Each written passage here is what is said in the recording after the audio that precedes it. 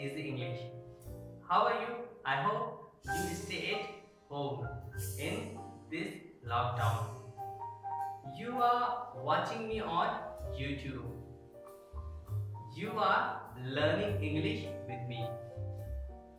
दोस्तों, इन सारे सेंटेंसेस में आपने देखा है कि हमने to, in, at, with, on जैसे वर्ड्स का यूज किया है। ये सारे वर्ड्स क्या कहलाते हैं? तो ये सारे वर्ड्स प्रीपोजिशन कहलाते हैं। तो समझते हैं प्रीपोजिशन क्या होता है। प्रीपोजिशन दो शब्दों से मिलकर के बना हुआ है, पहला प्री और दूसरा पोजिशन। प्री का अर्थ होता है बिफोर अर्थात पहले, और पोजिशन का अर्थ होता है प्लेस अर्थात स्थान। कुल मिलाकर के हम इस तरह से परिभाषित कर सकते हैं प्रीपोजिशन को कि वे सभी शब्द जो वाक्य में नाउन या प्रोनाउन से पहले आए और नाउन या प्रोनाउन का संबंध वाक्य के अन्य शब्दों के साथ स्थापित करें, इसे हम प्रीपोजिशन कहते हैं। तो आप समझ गए होंगे।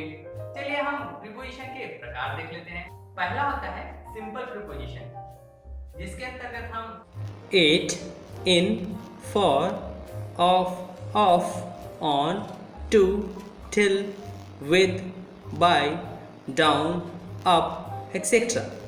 दूसरा प्रकार है कंपाउंड प्रीपोजिशन। इसके अंतर्गत हम about, beside, inside, along, below, outside, among, beneath, within, allowed, between, without। तीसरा प्रीपोजिशन है दोस्तों phrasal preposition.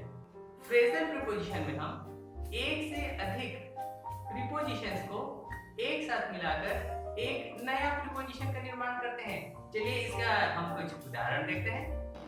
along with, because of, in the place of, owing to, etc।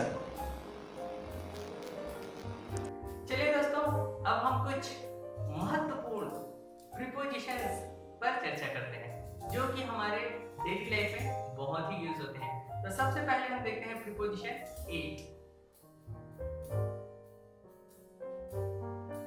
Preposition eight के उपयोग हम इन परिस्थितियों में करते हैं, जैसे सबसे पहले छोटी जगहों को प्रदर्शित करने के लिए, छोटे जगहों के नाम से पहले, जैसे I live at Tilda, I live at Brahmanpara.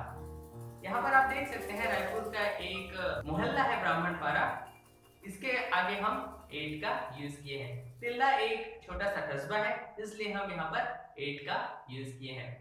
Eight का दूसरा प्रयोग होता है दोस्तों जब कभी भी हमको समय बताना हो, जैसे I will meet you at 9 o'clock, I go to bed at 10 o'clock।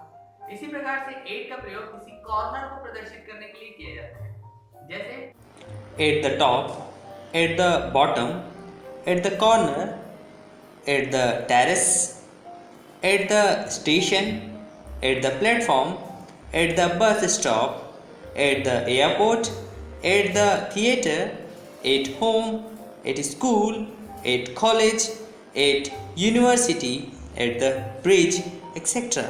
कीमत या दर या चाल को प्रदर्शित करने के लिए हम एट का प्रयोग करते हैं। आइए कुछ इसके एग्जांपल्स देखते हैं। Milk is sold at 30 rupees a liter। यहाँ पर दर अर्थात रेट बताया जा रहा है। I got the pen at 10 rupees। यहाँ पर कीमत बताई जा रही है। My car is running at 60 kilometers an hour। यहाँ पर चाल की दर बताई जा रही है। कार्य अर्थात एक्शन बताने के लिए भी हम एट का प्रयोग करते हैं, जैसे I am at work, Ramu is at play। यहाँ पर I am at work का मतलब है I am working और रामू इज़ ए प्ले का मतलब है रामू इज़ प्लेइंग। इसके पश्चात उम्र बताने के लिए भी हम 8 का प्रयोग करते हैं। जैसे आई एम एट 30 अर्थात मैं 30 साल का हूँ। ही लेफ्ट द जॉब एट 50 अर्थात उसने 50 साल की उम्र में जॉब छोड़ दी। आइए दोस्तों, अब हम इन के प्रयोग पर चर्चा करते हैं। इन का प्रयोग बहुत ही महत्वपूर्ण है और हम डेली कन्वर्सेशन में इसका बहुत उपयोग करते हैं। पहला प्रयोग हम इनका देखते हैं बड़ी जगहों के नाम के पहले। जैसे जब कभी हमको किसी देश, किसी राज्य, किसी महानगर या किसी बड़े जगह को प्रदर्शित करना हो तब हम इनका प्रयोग करते हैं। उदाहरण के लिए I live in India, he lives in Mumbai. तो यहाँ पर देखते हैं इंडिया एक देश का नाम है, मुंबई एक महानगर का नाम है। Mahakal temple is situated in Madhya Pradesh. Madhya Pradesh एक राज्य का नाम है। दूसरा इनका प्रयोग होता है पार्ट ऑफ द डे के पहले। जैसे in the morning, in the afternoon, in the evening, in the night etcetera. यहाँ पर विशेष बात यह है कि 8 का प्रयोग किया जाता है नाइट से पहले, ये हम सभी जानते हैं, किंतु यहाँ पर इन का प्रयोग किया गया है नाइट से पहले। तो हमें यहाँ पर समझना है कि किसी भी निश्चित रात को बताने के लिए हम इन द नाइट का प्रयोग करते हैं और किसी भी रात को बताने के लिए हम 8 नाइट का प्रयोग करते हैं। तो इस बात को आप विशेष ध्यान में रखिए। किसी भी सराउंडेड एरिया को प्रदर्शित करने के लिए हम इनका प्रयोग करते हैं। जैसे रूम पूरी तरह से सराउंडेड है, कार पूरी तरह से सराउंडेड है, चारों तरफ से घिरा हुआ है। तो ऐसी जगहों को प्रदर्शित करने के लिए हम इनका प्रयोग करते हैं। जैसे in the room, in the car, in the bus, in the train etcetera. Period of time व्यक्त करने के लिए हम इनका प्रयोग करते हैं, अर्थात महीनों, ऋतुओं, सालों, शताब्दियों, उम्र के नाम के पहले हम इनका प्रयोग करते हैं। जैसे in a week, in January, in summer, in 1990, in the 21st century. ये कुछ प्रमुख उपयोग हैं दोस्तों इनका। इसके अलावा भी और प्रयोग होते हैं, मगर जो स्पोकन इंग्लिश में डेली कन्वर्सेशन में जो इनके प्रयोग होते हैं वो आपको यहाँ पर बताया गया है। चलिए दोस्तों, अब हम इनटू के प्रयोग पर नज़र डालते हैं। इसका उपयोग किसी चीज़ के भीतर की ओर गति को व्यक्त करने के लिए किया जाता है। जैसे ही जंप्ड इनटू द रिवर।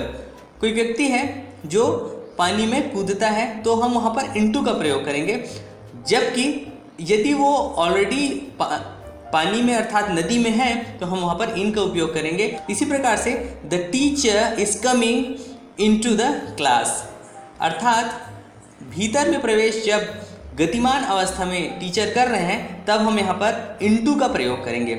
इसी प्रकार से एक माध्यम या अवस्था से दूसरे माध्यम या अवस्था में परिवर्तन के लिए हम इनटू का प्रयोग करते हैं।